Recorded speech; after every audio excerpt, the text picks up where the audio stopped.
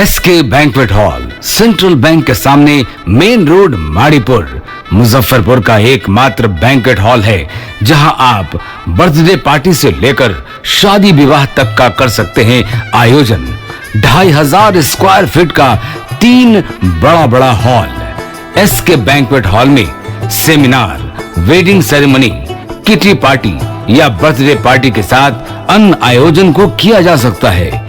24 घंटे बिजली पानी के अलावा पार्किंग और लिफ्ट की सुविधा है उपलब्ध। फुल्ली एयर कंडीशन इस बैंक्वेट हॉल में 1, 2 नहीं 18 बाथरूम और कई कमरे हैं उपलब्ध। बेहतरीन लाइट से सुसज्जित एसके बैंक्वेट हॉल बुक करने के लिए आज ही संपर्क करें 7005576759 8259954791। इस न्यूज के प्रायोजक हैं मां Bhavani decor private limited, 0 mile, Dadar road, Khudiram Bose college के निकट, मुजफ्फरपुर।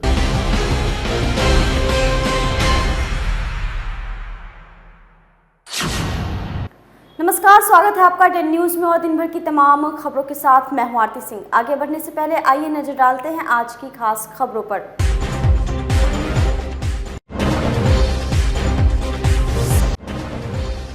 बाल बचे रिटायर्ड फौजी, अपराधियों ने किया जानलेवा हमला, नहीं लगी गोली तो बोतल से मारकर कर दिया जख्मी। फायरिंग से मौके पर मच गई भगदड़।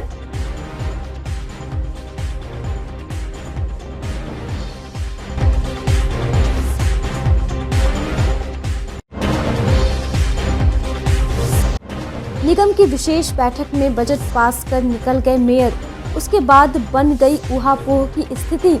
नगर आयुक्त ने वार्ड पार्षदों से पारित करवा लिया प्रस्ताव, मेयर ने दे दी केस करने की धमकी।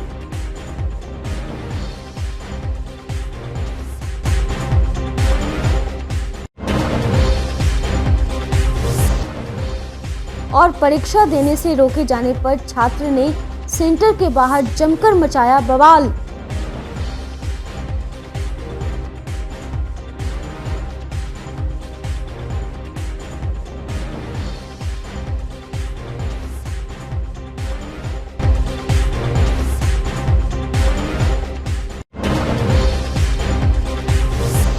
मुजफ्फरपुर के अहियापुर थाना इलाके के अखाड़ा घाट रोड में अपराधियों ने रिटायर्ड फौजी और उनके बेटे पर फायरिंग की।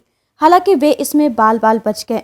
गोली एक बिजली के पोल में जाकर लगी। दोनों पिता पुत्र जान बचाकर एक दुकान की तरफ भागे। तभी अपराधियों ने पीछे से दोबारा एक राउंड फायरिंग की। इसमें भी वे दोनों बच गए।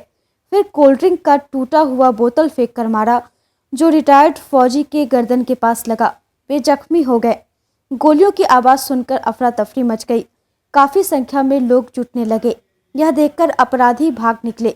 सूचना मिलने पर पुलिस मौके पर पहुंची।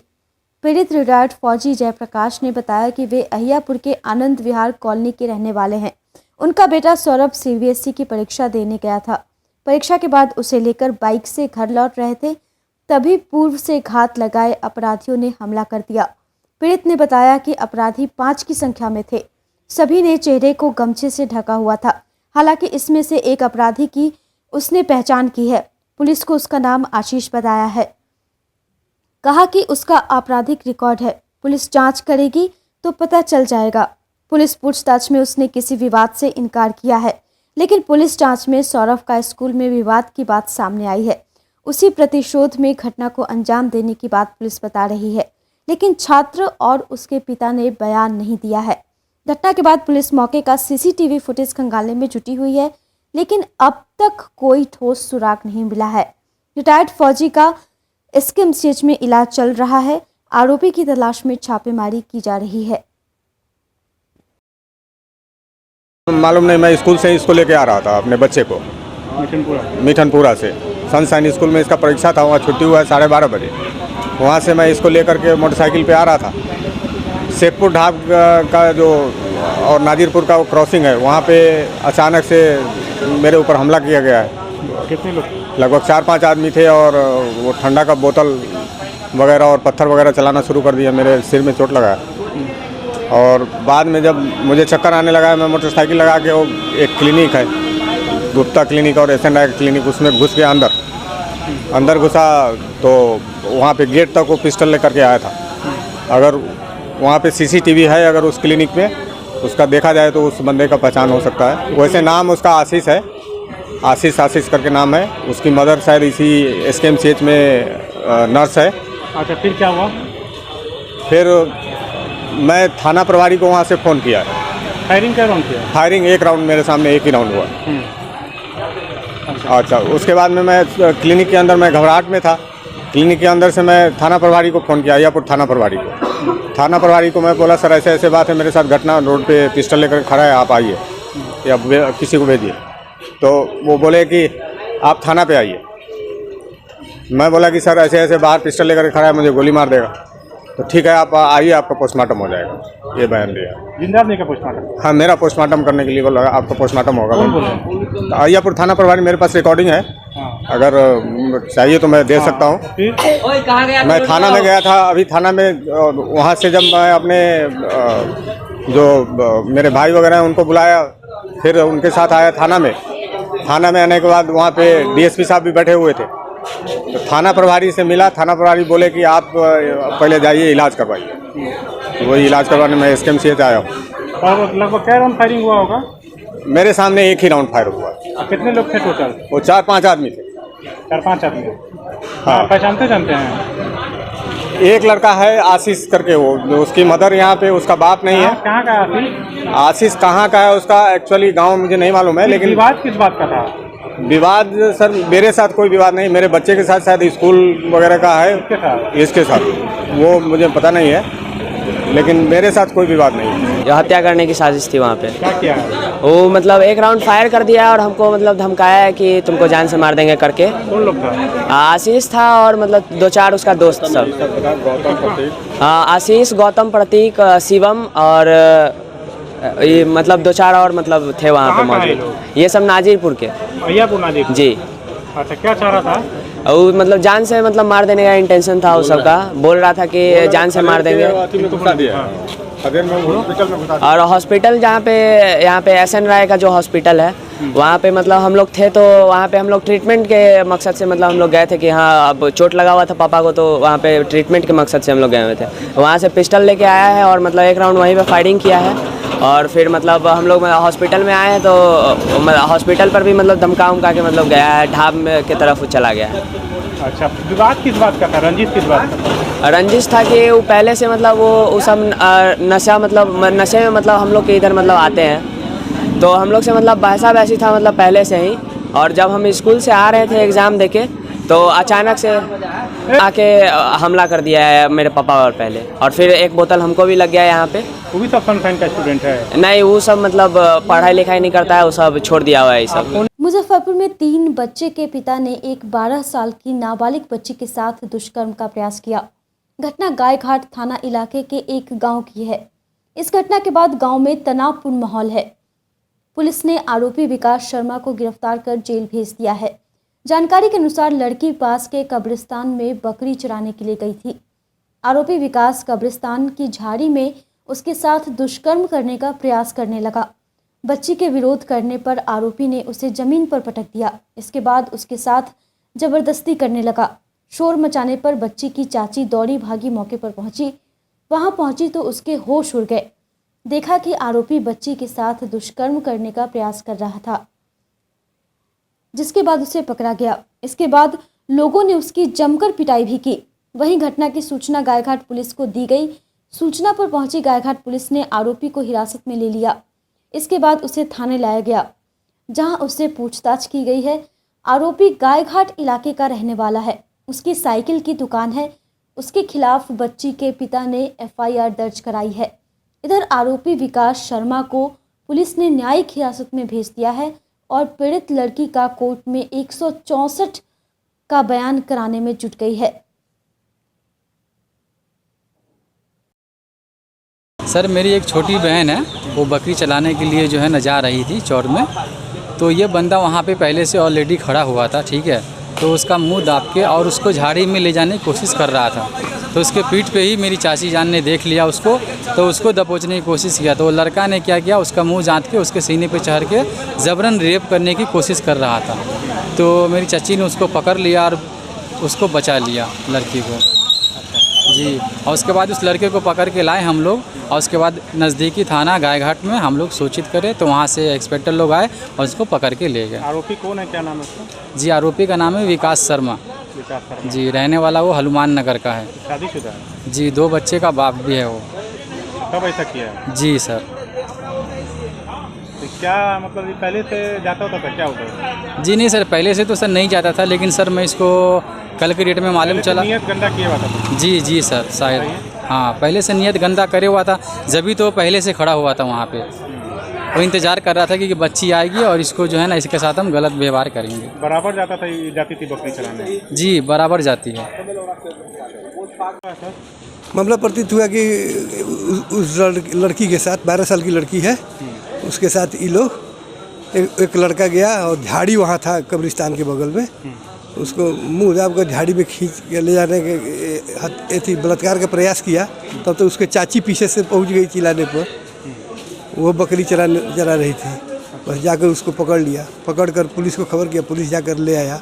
उसके बाद वो सब आकर आवेदन दिया, थाना में केस हुआ, केस होने के बाद में आज हम कोर्ट लेकर आए। लड़की कितने साल की? लड़की 12 साल की। आज जो आरोपी है वो शादीशुदा है? शादीशुदा है। क्या बच्चे का? 2 बच्चे हैं। क्या नाम है उसका? कौन है? विकास थी शर्मा, साइकिल का दुकान किए हुए बेनीबाद। कैसे उसको मिल गई थी, क्या कर रहा था दोनों? अब कोई काम से गया था उधरे उसी गांव में, वहाँ से उधर आया था कब्रिस्तान की तरफ, पहले से था। ये बकरी लेकर गई चराने के लिए और उसके पीछे होकर चाचियों जा रही थी, बहुत पीछे थी। तो ये देखा कि अकेले वहाँ झड़िया तर, बस उसको मुँह दाब कर झाड़ी के तरफ ले गया और उसको पटका, तब तक ये दौड़ कर गई, बस इस पकड़ लिया चाची पकड़ लिया, हल्ला किया, बस गांव के भी कुछ लोग जुट गए, पुलिस को खबर हुआ, पुलिस जाकर तो फिलहाल आरोपी को भेजे थे? आरोपी को जेल भेज दिए। हाँ, इसका 164 का बयान होने जा रहा है, ऐसी मेडिकल के लिए आदेश लिए हैं। गुरुवार को नगर निगम की 2022-23 के बजट की स्वीकृति के लिए आहूत विशेष बैठक नगर भवन में शुरू से ही हंगामेदार रही। बैठक की शुरुआत में ही मेयर राकेश कुमार पिंटू और नगर आयुक्त विवेक रंजन मैत्रेय पिछले बैठक की प्रोसीडिंग जारी नहीं करने को लेकर आपस में ही बहस करने लगे। इस दौरान उपमेयर मानमर्दन शुक्ला और कुछ पार्षद निगम में मनमानी नहीं चलेगी लिखे प्ले कार्ड के साथ बैठे नजर आए। इसके बाद मेयर राकेश कुमार पिंटू ने सर्वसम्मति से बजट पास कर विशेष बैठक की समाप्ति की घोषणा करते हुए निकल गए। के बाद भी कुछ होता है आपसे विशेष आदेश है कि हम लोग शहर के आप सम्मानीय हैं, क्योंकि बैठक समाप्त हो गई है। बैठक समाप्त होने के बाद कोई बात नहीं होगी, हम फिर जल्द से बैठक रखेंगे। स्पष्ट लिखा हुआ है कि जो बोर्ड ने पास नहीं किया, यूजर चार्ज, पानी कल का पैसा और अन्य तरह का टैक्स जो जनता पर लगाई जा रही है, वो हम लोग की सहमति से नहीं है। हम लोगों ने बोर्ड से पास करके दे दिया था कि ऐसा चार्ज जब तक सुविधा नहीं दीजिएगा तब तक चार्ज लेना अवैध है। इसलिए हम लोगों ने आज विशेष बैठक की, इसलिए हम लोग को बोलने का मौका नहीं दिया था, इसलिए हम लोगों ने अपना इसको लिख कर अपने भावनाओं को प्रकट किया है कि हम लोग ये मनमानी नहीं चलेगी। किनकी मनमानी नहीं चलेगी? जो यहाँ अगर हम लोग पास नहीं किए हैं और टैक्स वसूला जा रहा है तो जबरन टैक्स जनता पर लादा जा रहा है, हम लोग इसके विरोध में। हम लोग जनता के प्रतिनिधि हैं, जनप्रतिनिधि हैं, जनता के लिए हम लोग लड़ते रहेंगे। लगता है नो टैक्सेशन विदाउट प्रेजेंटेशन नगर निगम में अब ये चलेगा? नो टैक्सेशन नहीं, सुविधा दीजिए, जनता से टैक्स लीजिए। अगर सुविधा आप नहीं दे रहे हैं तो जनता से टैक्स नहीं लेना है। अन्य शहरों से और अन्य जगहों का आप उदाहरण दे के देख लीजिए। और हम लोग कहे थे कि आपको अगर दिक्कत है तो पटना से मार्गदर्शन मांगिए सरकार से, सरकार का मार्गदर्शन नहीं आया है और तो भी टैक्स वसूला जा रहा है। यूजर चार्ज के नाम पर जनता को शोषण किया जा रहा है, हम लोग यूजर चार्ज के खिलाफ हैं। बोर्ड की बैठक हुई जिसमें मुख्य एजेंडा था, हम लोग का विशेष बैठक था। ये विशेष बैठक में एक ही एजेंडा था, बजट को पास करना। चूँकि हमारा शहर में काफ़ी सारी योजनाएं हैं जो ठप पड़ी हुई थी, इस योजना के लिए बजट को पास करना बहुत ज़रूरी था। पिछले बैठक में भी हमने बजट को पास करने के लिए योजना लाई थी, लेकिन उस समय नगर आयुक्त महोदय के नहीं रहने के कारण ये स्थगित करके आज रखी गई थी। तो आज हमने विशेष बैठक में बजट को पास किया है सर्वसम्मति से। सभी माननीय पार्षद द्वारा बजट को पास किया गया है और मीटिंग समाप्त कर दी गई थी। आपके द्वारा बैठक सोमवार को रखी गई थी, उसके बावजूद शामिल नहीं बैठे? हमने कल नगर आयुक्त को लेटर लिखा था, लेकिन नगर आयुक्त महोदय ने लेटर को रिसीव नहीं किया और उन्होंने बैठक को बुला लिया था। चूँकि बैठक बुला ली गई थी, यह शहर के मुद्दे पर ये बहुत अहम ये था एजेंडा था कि बजट का पास होना, चूँकि काफ़ी सारी योजनाएं इसके कारण लंबित हो गई थी, तो बजट पास करना बहुत ज़रूरी था। तो हमने वहां पर गया और वहां पर जाकर के बजट को सर्वसम्मति से माननीय पार्षद के अनुमति से पास किया गया। नगर निगम के बजट की स्वीकृति के बाद विशेष बैठक की समाप्ति की घोषणा होते ही कई पार्षद मेयर के इस व्यवहार के लिए निंदा प्रस्ताव लाने पर अड़ गए। इसके बाद पार्षदों के आग्रह पर नगर आयुक्त विवेक रंजन मैत्री ने वार्ड 46 के पार्षद नंद कुमार साह उर्फ नंदू बाबू को बैठक की अध्यक्षता के लिए बुलाया। पहले तो वह अध्यक्ष बनने के लिए तैयार नहीं हुए, पर पार्षदों के दबाव में अध्यक्ष बनने को तैयार हो गए। फिर विशेष बैठक नगर आयुक्त और उनकी अध्यक्षता में दोबारा शुरू की गई, जिसमें नगर आयुक्त के द्वारा लाए गए सभी 8 प्रस्तावों को पास कर दिया गया, जिसके बाद नगर आयुक्त भी पार्षदों के साथ नारेबाजी करते हुए खुशी जाहिर करने लगे। दोबारा बैठक किए जाने के मामले को लेकर जब नगर आयुक्त से पूछा गया तो उन्होंने चुप्पी साध ली और भारत माता की जय बोलकर निकल गए। भारत माता की जय बोलिए भाई। बजट कितने का बड़ी हुआ है? सर पूरे मामले को लेकर नंदू बाबू का कहना है कि ऐसा पहले तो कभी नहीं हुआ कि एक बैठक की अध्यक्षता 2 लोग करें, पर शहर के विकास के लिए यह जरूरी था, इसलिए उन्हें यह बैठक करनी पड़ी। वहीं पूरे मामले को लेकर पूर्व मेयर सुरेश कुमार का कहना है कि क्या शहर के ऐसे ही विकास के लिए 6 महीने का मेयर बनाया गया था? यह बिल्कुल गलत परंपरा की शुरुआत निगम में की गई है। इस कारण से ही शहर का विकास बाधित होता है। वहीं पूरे मामले को लेकर मेयर राकेश कुमार पिंटू का कहना है कि उनके द्वारा समाप्त किए जाने के बाद भी अगर दोबारा हुए बैठक को प्रोसीडिंग में दिखाया जाता है तो वह इसके लिए विधि सम्मत कार्रवाई करेंगे। इतिहास नहीं है, लेकिन चूंकि पार्षदों की समस्याएं इतनी गंभीर है और पार्षदों को अभी चुनाव में जाना है, बहुत सारे क्षेत्रों की बहुत सारी समस्याएं लंबित है, इसलिए पार्षदों का विचार हुआ कि नहीं, मीटिंग जो स्थगित हुआ वो गलत हुआ। पार्षदों की सहमति से पार्षदों की समस्याओं को बिना सुने हुए मीटिंग स्थगित करना गलत है। इसलिए सभी पार्षद जिनके भी इच्छा थे कि वो उनके समस्याओं को सुना जाए, सारे लोग बैठे और कोरम पूरा हुआ और उस पर बैठक की आगे कार्यवाही चली।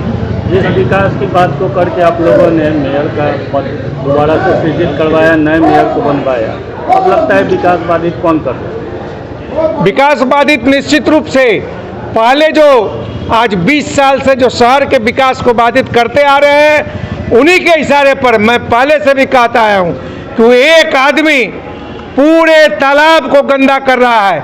इस पूरे शहर की राजनीति को, पूरे शहर में जो विकास बाधित है उसके पीछे सिर्फ एक ही आदमी का वो स्वार्थ हित कहिए या उसका मनोबल इतना बढ़ा हुआ है कि उसकी स्वार्थ पूर्ति नहीं होती है। तो इसी तरह से वो मेयर को मोहरा बना करके वो अपना स्वार्थ पूर्ति नहीं होने के कारण ये विकास बाधित करते हैं। इसमें सारे शहर की जनता, आज तक बजट पारित नहीं हुई, आज 5 मई है, जबकि इसको मार्च के अंतिम दिनों में ही पास होना चाहिए था कि 1 अप्रैल से इस पर बजट पर काम होता, लेकिन अप्रैल नहीं, मई 5 मई हो गया, अभी तक बजट पारित नहीं हुआ। ये निश्चित रूप से उनकी जो आज तक 20 वर्षों से नगर निगम को नचाते आ रहे हैं, मुजफ्फरपुर के विकास को बाधित करते आ रहे हैं, मुजफ्फरपुर की जनता को नारकीय जिंदगी झेलने के लिए उनके पेयजल की समस्या, सारी समस्याओं में ग्रसित छोड़ देने की मंशा से वो जो करते आ रहे हैं उसकी हम लोग भर्त्सना करते हैं। और मैं सभी माननीय पार्षद जो आज की बैठक में उपस्थित रहे और इन्होंने जो अपनी अपनी समस्याओं को रखा, मुजफ्फरपुर की जनता की समस्याओं को रखा और उसके निदान के लिए नगर आयुक्त महोदय ने जो स्वीकृति और सहमति प्रदान की है, उसके लिए मैं सभी पार्षदों के प्रति आभार व्यक्त करता हूं। साथ ही साथ नगर निगम प्रशासन के भी प्रति आभार व्यक्त करता हूं। देखिए 4.5 साल में ऐसी घटना आज तक घटी नहीं है। जब मैंने अध्यक्षता की है, हमने निगम बोर्ड की जितनी बैठक का अध्यक्षता किया सब शांतिपूर्ण ढंग से हुआ है। ये जो आज घटना घटी है, जो आप मीडिया के द्वारा मालूम चला है, उसमें चूंकि बजट पास करने की बात थी, बजट नहीं पास होगा तो पैसा कहाँ से आएगा, और इसी की तनातनी थी। मेयर जो सो कॉल्ड मेयर अनुकंपित मेयर हैं, वो चाहते हैं नगर आयुक्त पर दबाव बनाना कि बजट पास न करेंगे तो नगर आयुक्त को पटना से दिक्कत होगी, क्योंकि इनको चाहिए धन लाभ। और इसी के चलते इन्होंने कल, आपको याद होगा, जब बैठक का इन्होंने ये जब ऑलरेडी बैठक का पत्र निकाल लिया, इन्होंने मेयर ने निकाला है, तो फिर कैंसिल कैसे कर सकते हैं। और कल रात तक आप लोगों ने चलाया है मीडिया में कि नगर आयुक्त के ये ऑफिस में लोग जाकर साट दिया है। तो आज किस मुंह से अध्यक्षता करने बैठक में आए हैं लोग हैं। अगर वो नहीं आता तो हम कहीं रहते हम अध्यक्षता करते, क्योंकि शहर के विकास की बात है, शहर की ये सम्मान की बात है। शहर का चूंकि बजट पास नहीं होगा तो कैसे होगा। हम थे बाहर में कहीं थे, हमको जानकारी हुई, हमने हमारे पार्षद लोग फोन किए हमको है। मीडिया में आपने शेयर किया था कि आज की बैठक में आप शामिल होंगे, उसके बावजूद आप शामिल नहीं हुए। नहीं, हम शामिल, हम तो यहाँ ऑलरेडी शहर में हैं ही, हम अपने निजी काम सब कहीं पर हैं। लेकिन अगर सो कॉल्ड मेयर नहीं आते तो हम अध्यक्षता करते, क्योंकि शहर के विकास की बातें हैं। ये है शहर को बचाने के लिए है। चूँकि बैठक समाप्त हो गया था, चूँकि आज विशेष बैठक में एक ही एजेंडा रखा जाता है, इस कारण से हमने सिर्फ उसी पर चर्चा किया और मीटिंग को समाप्त किया। के जाने के बावजूद बैठक हुआ है। हाँ, वो बैठक अगर पता चला है कि मेरे जाने के बाद कुछ माननीय पार्षद वहाँ पर बैठक किए हैं, जो बिल्कुल असंवैधानिक है। ये कभी कानून पर नहीं लिखा हुआ है कि एक ही दिन दो अध्यक्ष वहाँ पर बैठे। ये कहीं भी कानून में और किताब में कहीं नहीं लिखा गया है। ये बिल्कुल असंवैधानिक है, बिल्कुल गलत है।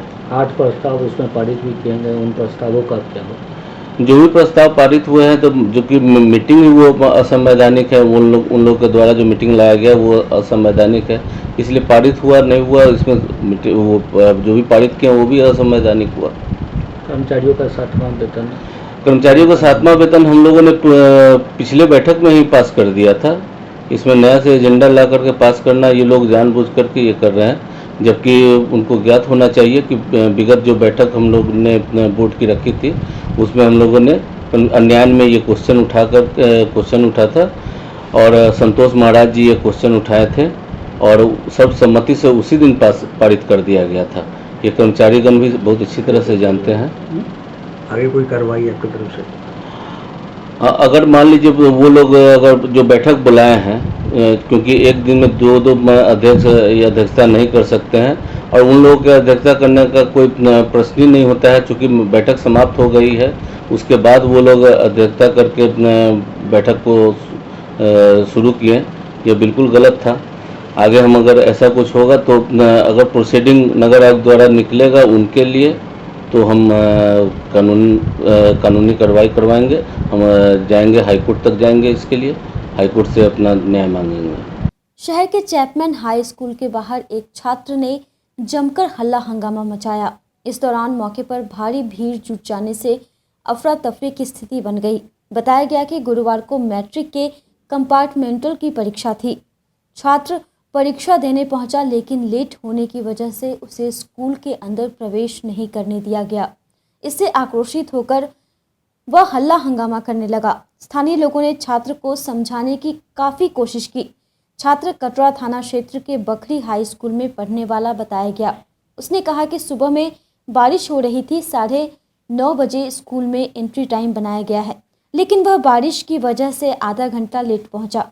वहां पर 2 अन्य छात्र भी थे, जिसे भीतर प्रवेश कराया गया, लेकिन उसे अंदर दाखिल नहीं होने दिया गया। काफ़ी विनती भी की, लेकिन गेट पर मौजूद लोगों ने उसकी एक नहीं सुनी। छात्र के घर लौटने के बाद मामला शांत हो पाया। हमारे साथ हम 10 बजे यहाँ पे आए हैं एग्जाम देने के लिए, है ना, और 10 बजे आए हैं तो हमको 5 मिनट लेट हो गया। हमारे सामने में 2 बच्चा एग्जाम देने गया है, उसके बाद हमको नहीं जाने दिया। और पाँव पकड़े हम, सर जी का पाँव पकड़े। किस चीज़ का एग्जाम था? कंपार्टमेंट का एग्जाम दे रहे थे, मैट्रिक का। सेंटर यहीं पड़ा, किस हाई स्कूल से हो? बकरी स्कूल से। नाम तुम्हारा?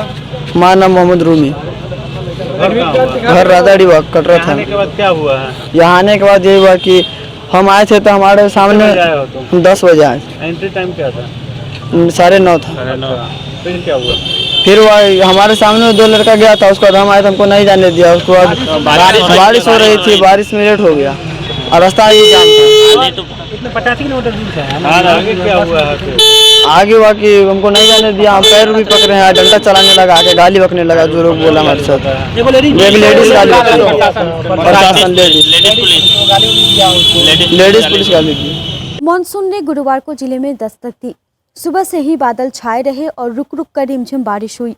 गुरुवार को 16 mm बारिश रिकॉर्ड की गई। इससे अधिकतम तापमान में 3 डिग्री और न्यूनतम तापमान में भी 2 डिग्री गिरावट दर्ज की गई। मौसम विभाग ने मॉनसून के पूरी तरह सक्रिय होने पर अगले 72 घंटे झमाझम बारिश की आशंका जताई है। मुजफ्फरपुर में ही रविवार की रात तक करीब 40 mm बारिश हो सकती है। पिछले साल मॉनसून 13 जून को आया और इस बार उसने पहले ही मई में दस्तक दे दी। मौसम वैज्ञानिकों के अनुसार इस बार अच्छी बारिश की संभावना है, जिससे आम और लीची की फसल अच्छी होगी। बारिश से कितनी राहत?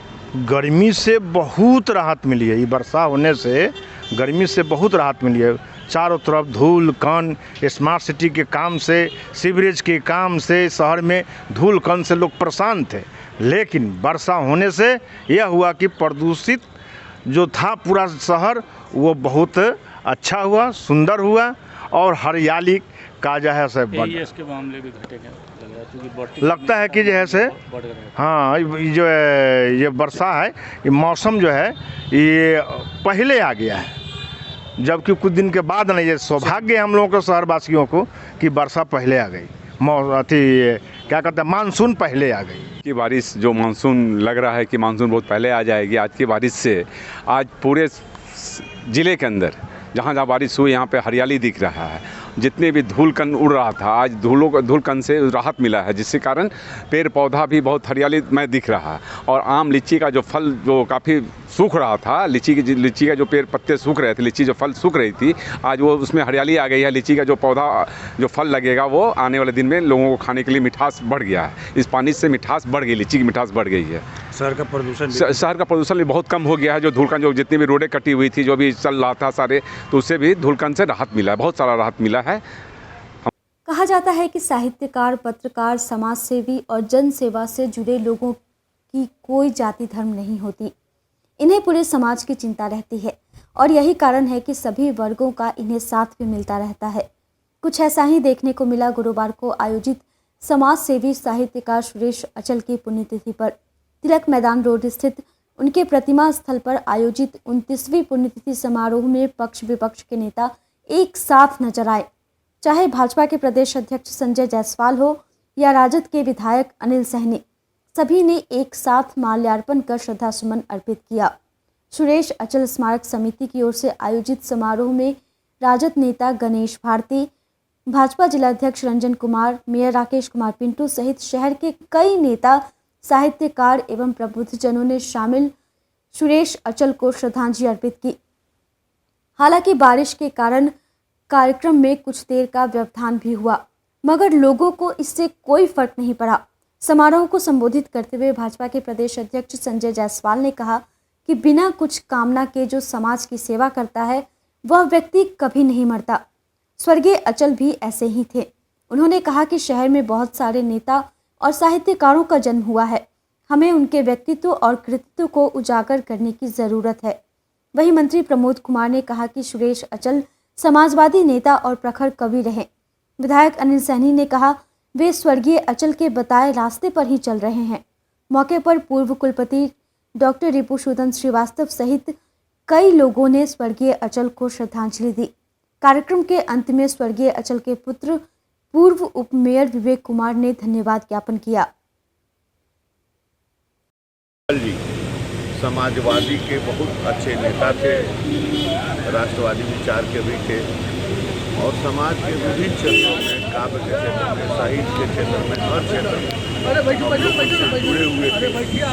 आज उनकी 29वीं पुण्यतिथि के अवसर पर उनके चरणों में सदा समर्पित। इसमें पुण्यतिथि हमारे पिताजी की, पिताजी हमारे आदर्श थे, हमारे मार्गदर्शक थे और उन्हीं के पद चिन्हों पर मैं चल रहा हूँ। और वो समाज के लिए वो जो करते थे वो सारा शहर जानता है, चाहे गरीब हो, दवा हो, कुचा हो, उन्हीं के बीच में उनकी पूरी सामाजिक सेवा रही।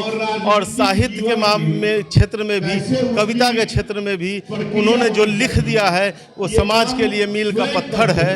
हम उनकी आत्मा की शांति के लिए हर साल ये कार्यक्रम करते हैं। ट्रेड लाइसेंस को लेकर नगर आयुक्त द्वारा गठित धावा दल के द्वारा व्यवसायियों का भया दोहन बंद किए जाने की मांग को लेकर निकटतम प्रत्याशी संघ के सदस्यों ने गुरुवार को मेयर राकेश कुमार पिंटू को ज्ञापन सौंप ट्रेड लाइसेंस में व्यवसायियों को छूट देने की मांग की। निकटतम प्रत्याशी संघ के अध्यक्ष सुधीर कुमार ठाकुर ने बताया कि कोरोना को लेकर लगाए ग्रे लॉकडाउन के कारण 2 वर्षों से व्यवसायियों का व्यवसाय सही से नहीं चल रहा है। उसके बावजूद नगर निगम के द्वारा ट्रेड लाइसेंस के नाम पर धावा दल के द्वारा व्यवसायियों का भया दोहन जल्द से जल्द बंद हो और व्यवसायियों को ट्रेड लाइसेंस में छूट दिया जाए की मांग मेयर को ज्ञापन सौंपकर किया है। आज हम लोग नगर निगम में आए हैं, उसमें ये बात को है कि ट्रेड लाइसेंस जो है वो मांगा जा रहा है 4 साल पुराना भी। अब 4 साल पुराना ट्रेड लाइसेंस में 2 साल से लॉकडाउन लगा, व्यापारी जो है काफ़ी नुकसान हुआ। अब व्यापारियों की स्थिति काफ़ी गिर गई है, फिर भी ये लोग ट्रेड लाइसेंस के नाम पर सबका दोहन कर रहे हैं। इसलिए हम लोग ये बात कर रहे हैं कि ट्रेड लाइसेंस में कोई दिक्कत नहीं, देने के लिए हम लोग इच्छुक है या सब लोग इच्छुक है, लेकिन दोहन ना करे। जो अप टू डेट है उसको ही ट्रेड लाइसेंस का जो ले पैसा, लेकिन आप बाकी लोग को जो है माफ़ करें। यही बात हम लोग कर रहे हैं। पिछले बार भी हम लोग आवेदन दिए थे डीएम साहब को, प्रतिलिपि जो है मुख्यमंत्री से लेकर सबको भेजे थे, उस पर सुनवाई चल रही है, लेकिन ये नगर आयुक्त सुन नहीं रहे हैं। नगर आयुक्त मुख्य कानून 6 ये लागू किए हुए हैं, जो वो बोलते हैं वही करने के इच्छुक है। इसलिए काफ़ी लोग परेशान है और नगर निगम क्षेत्र में कहीं भी विकास का नाम नहीं है। आप देख लीजिए सभी सड़क नाला का जो हाल है, आपको मोती झील से लेके बियादा या सभी जगह की स्थिति बड़ी खराब है। हम लोग निकटतम प्रत्याशी संघ इसका घोर विरोध करते हैं और मांग करते हैं कि पहले ट्रेड लाइसेंस को सुधार करे, जो अप टू डेट है उसी का ट्रेड लाइसेंस का ले पैसा। स्वतंत्रता संग्राम के प्रथम युद्ध के महान वीर योद्धा बाबू वीर कुंवर सिंह की प्रतिमा मुजफ्फरपुर समाहरणालय परिसर स्थित भारत माता नमन स्थल के समीप स्थित शिशु उद्यान में प्रतिमा स्थापित करने के लिए नागरिक मोर्चा ने जिलाधिकारी को ज्ञापन सौंपा।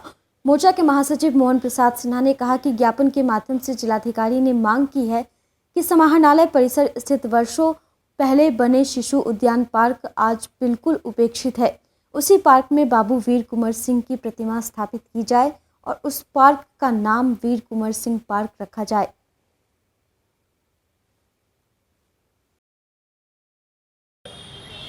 महान देशभक्त स्वतंत्रता संग्राम आंदोलन के प्रथम महानायक, राष्ट्र गौरव, बिहार की पहचान बाबू वीर कुंवर सिंह जैसे महान वीर योद्धा की अभी विजय उत्सव पर इस बार भारत सरकार से लेकर बिहार सरकार तक बिहार में बहुत ही भव्य, अद्वितीय और बेमिसाल समारोह का आयोजन आदरणीय केंद्रीय गृह मंत्री अमित शाह जी के नेतृत्व में जगदीशपुर आरा में और बिहार और पटना में माननीय मुख्यमंत्री नीतीश कुमार जी के नेतृत्व में हुआ। इसी को देखते हुए हम लोगों ने आज जिलाधिकारी को कल एक ज्ञापन दिया था और आज आयुक्त तिरहुत प्रमंडल को एक ज्ञापन देकर यह मांग किया है कि ऐसे महान वीर योद्धा कर्मवीर बाबू वीर कुंवर सिंह की प्रतिमा यहाँ कहीं भी नहीं है। मुजफ्फरपुर उत्तर बिहार का अघोषित राजधानी है, एक प्रमुख स्थान है। इसका यहाँ से जो वातावरण शुरू होता है, यहाँ की आवाज़ पूरे बिहार में, पूरे देश में गूंजती है। इसलिए हम लोगों ने जिला प्रशासन और आयुक्त रुद्र प्रमंडल को यह पत्र में यह चर्चा की है कि समाहरणालय परिसर स्थित भारत माता नमन स्थल के ठीक सटे, जहां पहले आईजी ऑफिस था, उसी के ठीक सामने एक पार्क बना था बरसों पहले, और उस पार्क में हम लोग कई बार कार्यक्रम का भी आयोजन किया, लेकिन रख रखाव के कारण बिल्कुल उपेक्षित और नेग्लेक्ट है। राज्य स्तरीय Ajay Kumar Srivastava memorial under 15 cricket के पहले सीजन में बबलू 11 की टीम ने खिताब अपने नाम कर लिया। आरडीएस कॉलेज के खेल मैदान में खेले गए फाइनल मुकाबले में बबलू 11 की टीम ने रोमांचक मुकाबले में पटना क्रिकेट क्लब को 2 विकेट से हराकर ट्रॉफी पर अपना कब्जा जमाया। बबलू 11 को विनर ट्रॉफी के साथ 15,000 और पटना की टीम को रनर अप ट्रॉफी और 10,000 रुपये दिए गए। दोनों ट्रॉफी और नगद इनाम संयुक्त रूप से नगर आयुक्त विवेक कुमार मैत्रेय, पूर्वी एसडीओ ज्ञान प्रकाश, पश्चिमी एसडीओ ब्रजेश कुमार, मुशर्री सीओ हिमांशु कुमार और आरडीएस की प्राचार्य अमृता शर्मा के हाथों दिया गया। बिहार रणजी टीम के कोच जिशानुल यकीन उर्फ जिशान ने फाइनल का man of the match, man of the series, best bowler और बेस्ट बैट्समैन का अवार्ड पटना के ऑलराउंडर नंदन कुमार शर्मा को दिया। पटना की टीम ने पहले बल्लेबाजी करते हुए 20 ओवर में 114 रन बनाए। जवाब में बबलू 11 की टीम ने 19 ओवर में 8 विकेट पर 115 रन बना लिए।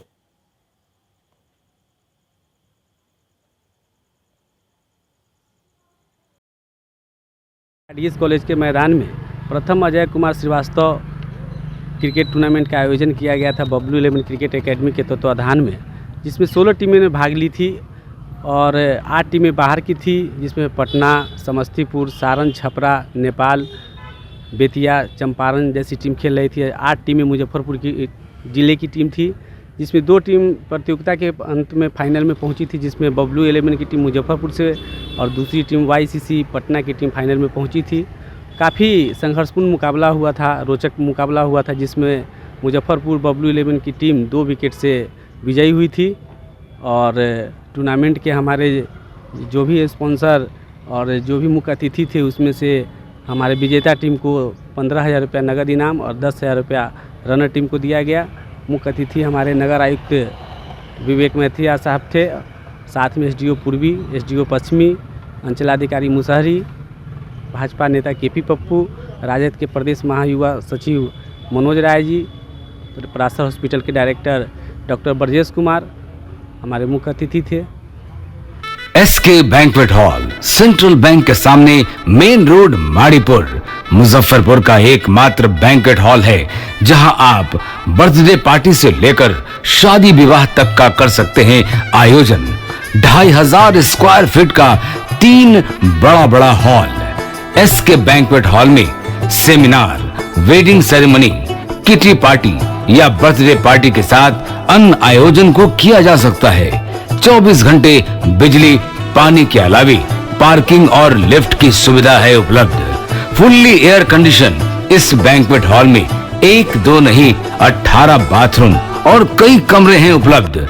बेहतरीन लाइट से सुसज्जित एसके बैंक्वेट हॉल बुक करने के लिए आज ही संपर्क करें 7005576759 8259954791। Basement parking, first floor hall, second floor hall, third floor room, fourth floor hall.